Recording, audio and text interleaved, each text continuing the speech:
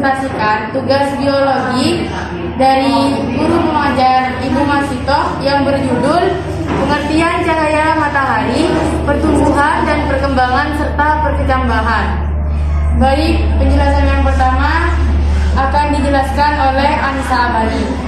Baik, cahaya matahari merupakan bagian penting bagi kehidupan manusia, terutama untuk mengenali lingkungan dan menjalankan aktivitasnya.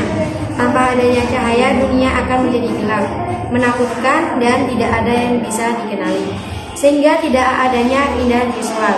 Dengan cahaya, manusia dapat melihat lingkungan dan warna serta dapat beraktivitas dengan nyaman. Baik, yang kedua, pertumbuhan dan perkembangan.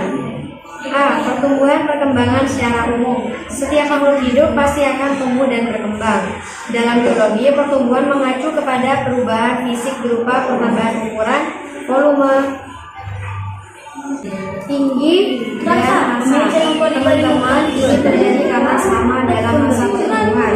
Sel-sel dalam tubuh makhluk hidup bertambah banyak.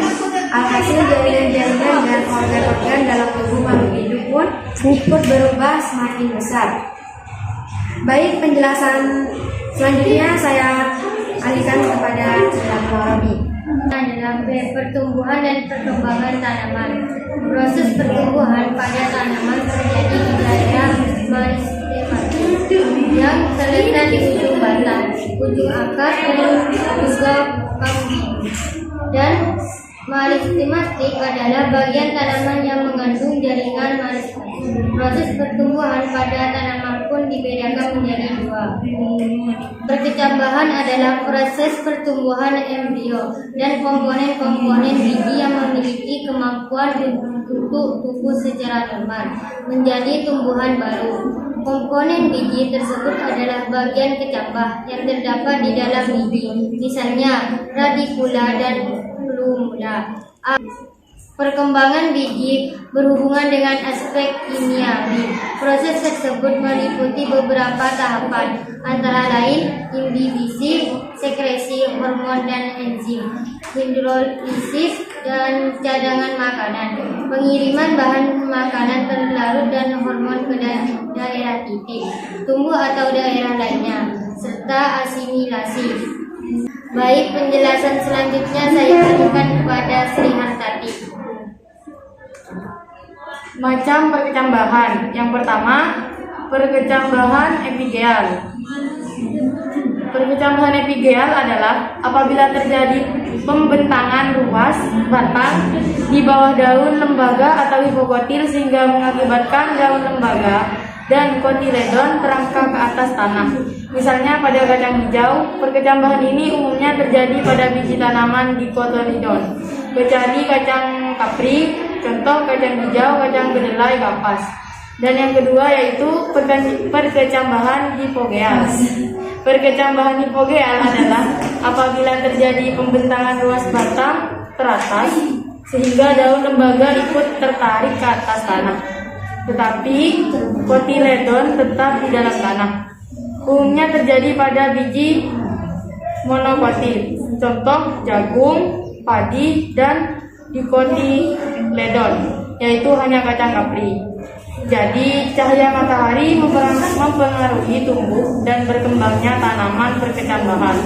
Untuk mengetahui perubahannya dalam pertumbuhan akan dijelaskan dalam bab selanjutnya. Baik, penjelasan selanjutnya saya berikan kepada Anissa Abadi. Baik, populasi dan sampel.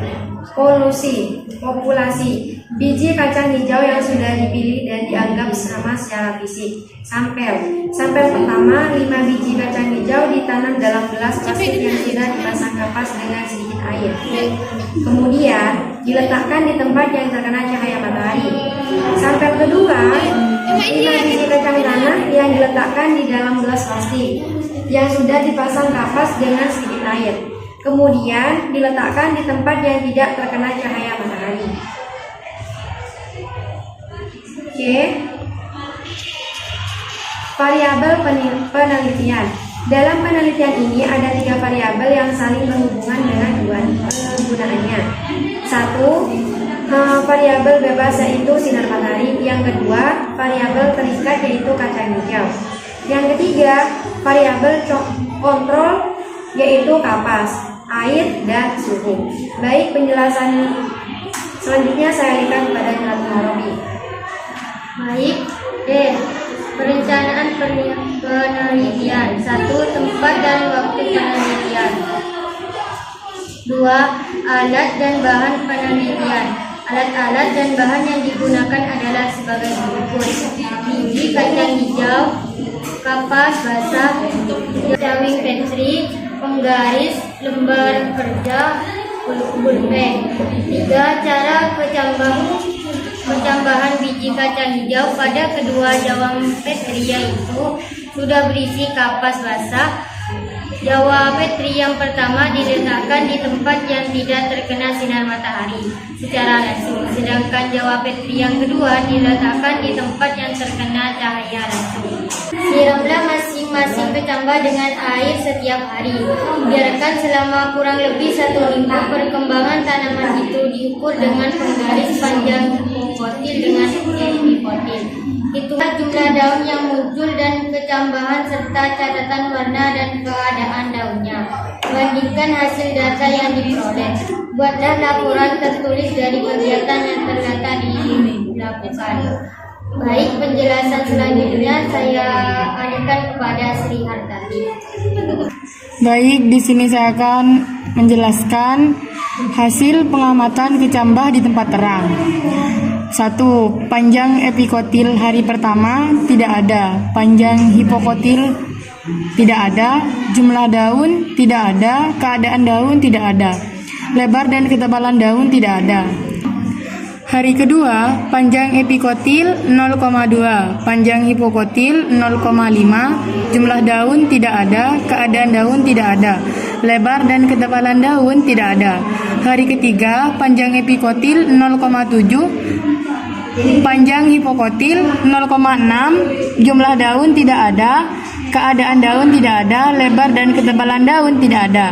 Hari keempat, panjang epikotil 1 cm, panjang hipokotil 0,9, jumlah daun 4, keadaan daun hijau, lebar dan ketebalan daun 0,4 cm. Hari kelima, panjang epikotil 4 cm, panjang hipokotil 3 cm, jumlah daun tidak ada, keadaan daun hijau, lebar dan ketebalan daun 10,5.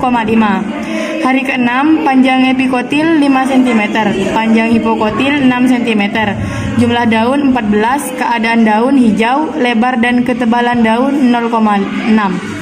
Hari ke-7, panjang epikotil 5,8 cm, panjang hipokotil 7 cm, jumlah daun 16, keadaan daun hijau mekar, lebar dan ketebalan daun 0,8. Dan yang kedua, hasil pengamatan kecambah di tempat gelap.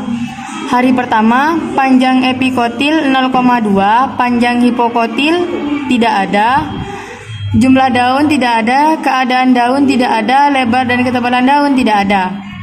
Hari kedua, panjang epikotil 0,7, panjang hipokotil 2 cm, jumlah daun tidak ada, keadaan daun tidak ada, lebar dan ketebalan daun tetap tidak ada. Hari ketiga, panjang epikotil 1 cm, panjang hipokotil 4,5 cm, jumlah daun tidak ada, keadaan daun tidak ada, lebar dan ketebalan daun tidak ada.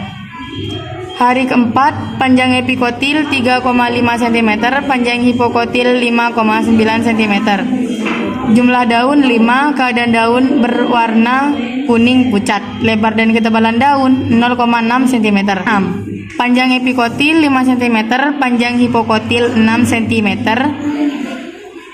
jumlah daun 19, keadaan daun berwarna hijau kekuningan, lebar dan ketebalan daun 1 cm. Hari ketujuh, panjang epikotil 5,8 cm, panjang hipokotil 7 cm, jumlah daun 21, keadaan daun mekar hijau kekuningan, lebar dan ketebalan daun 1,2 cm. Baik, penjelasan selanjutnya saya alihkan kepada Anissa Abani. Baik, pada hari pertama tidak hasil karena hanya melakukan praktikum di permukaan tanah. Sedangkan tanaman yang diletakkan di tempat gelap tidak ada hasil. Untuk hari kedua, panjang hipokotil mengalami perubahan, sedangkan tanaman gelap. Panjang hipokotil tumbuh 1,2 cm.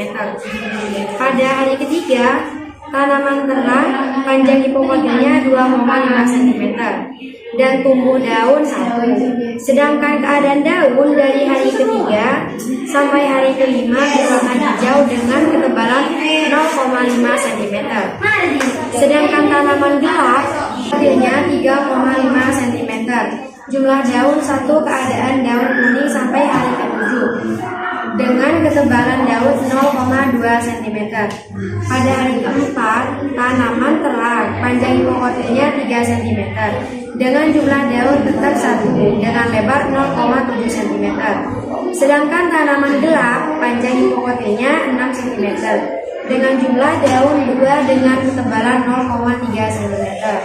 Pada hari kelima, tanaman terang panjang hipokotilnya tambah tinggi 4 cm dengan jumlah daun 2 berketebalan 1 cm.